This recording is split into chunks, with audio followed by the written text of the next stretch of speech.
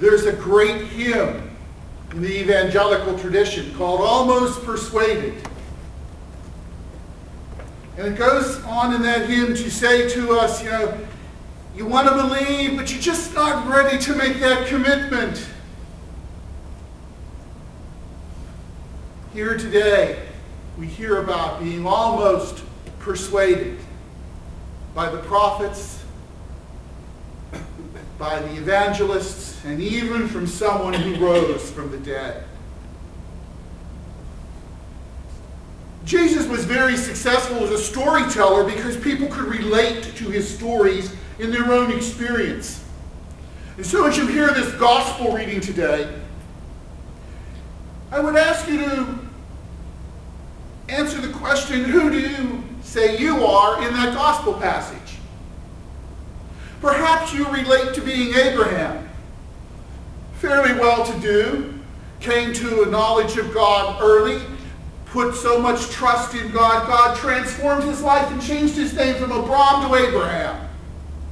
And we know the rest of that story. Or perhaps you feel that you're Lazarus, where, for whatever the circumstances of your life, you're one of the have-nots in society. Whether it is financially or spiritually. There's something lacking in your life and you feel put upon. Perhaps it's Dides. That's the name of the rich man. It's Latin for rich man. But someone who had it all in this life, and after his death was in torment. Sort of reminds me of what poor old Jacob Marley went through with all those chains on him in A Christmas Carol. Or perhaps you're one of the brothers sitting at home who hears what the prophets, what the scriptures have to say to us, but is sort of oblivious to it all.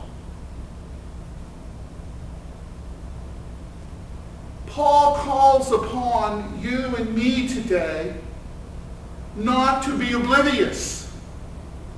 Did you hear that line in the second reading where we need to listen and follow the commandment? Not the 10, the commandment.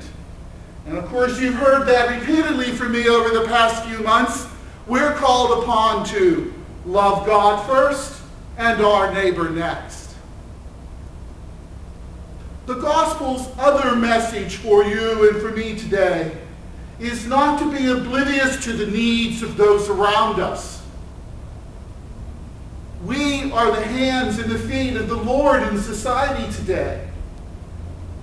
We, particularly here at Holy Angels, try to reach out to the needy, to the homeless, to the sick, to those in distress. Just like the angels reach out to us and comfort and guide us.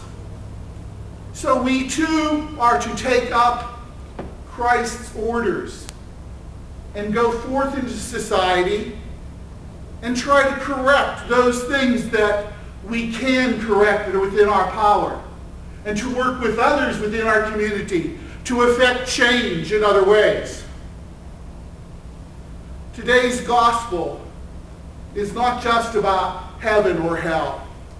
It's about accepting the Lord's commandment to do as he would have done in this world so that we can be rewarded in the next.